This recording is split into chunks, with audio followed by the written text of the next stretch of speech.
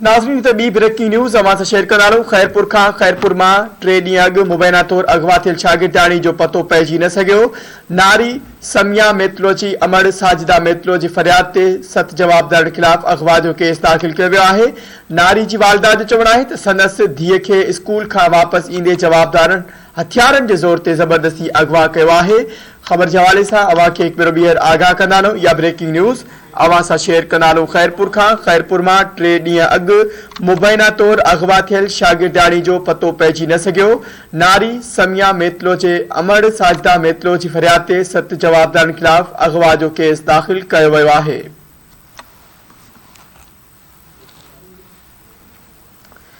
नारी जी वालदा जो चवणु आहे त संदसि धीअ खे स्कूल खां वापसि ईंदे जवाबदारनि हथियारनि जे ज़ोर ते ज़बरदस्ती अगवा करे खणी विया आहिनि।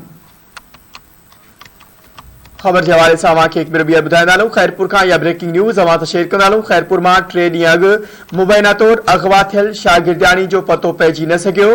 नारी समिया मेतलो जी अमड़ साजिदा जी फरियाद ते 7 जवाबदारनि खिलाफ़ अगवा जो केस दाख़िल कयो वियो आहे।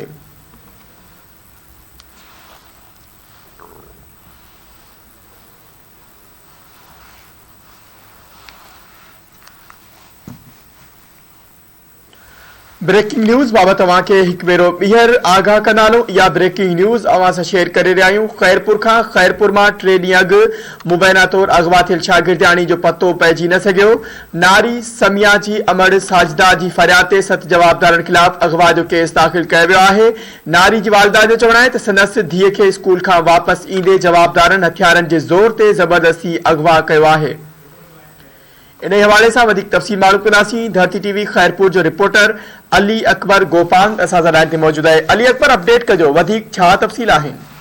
जी, खैरपुर में 3 ॾींहं अॻु बी सेक्शन थाणे जी हद मां मुबैना अगवा थी वियल इंटर जी शागिर्दाणी समिया मेतलो बाज़याब न थी सघी आहे, जॾहिं त नारी जी वालदा मुस्मात साजिदा ज़ाल मरहूम अब्दुल सत्तार मेतलो बी सेक्शन थाणे ते जवाबदार सिराज अली, निज़ामुद्दीन, मुनवर, ज़मीर, इमरान ऐं मतारो मेतलो ऐं हिकु अणसुञातल जवाबदार समेत 7 ॼणनि खिलाफ़ FIR दाख़िल कराए वरिती आहे। मुस्मात साजिदा दाख़िल करायल FIR में मौक़ूफ़ अख़्तियार कयो आहे त मुड़ुस जी वफ़ात खां पोइ हिन पंहिंजी धीउ समिया जी शादी सिराज मेतलो सां कराई हुई, पर मुड़ुस सां ख़ुशि न रही सघी, जंहिं करे खंयसि तलाक वरितो। तलाक बाद मुंहिंजी धीउ मूंसां गॾु घर में रहंदी हुई ऐं वुमेन कॉलेज खैरपुर में इंटर में पढ़ंदी हुई। 2 ॾींहं अॻु आऊं पंहिंजी पुट सां धीउ कॉलेज जे मोकल ते बाद रक्षा में वठी वञी रही हुयसि त अणॼातल जवाबदारनि हथियारनि जे ज़ोर ते रक्षा खे रोके मुंहिंजी धीउ समिया खे अगवा करे विया। उन दौरान जवाबदार सिराज मूंखे धमकी ॾींदो हो त मां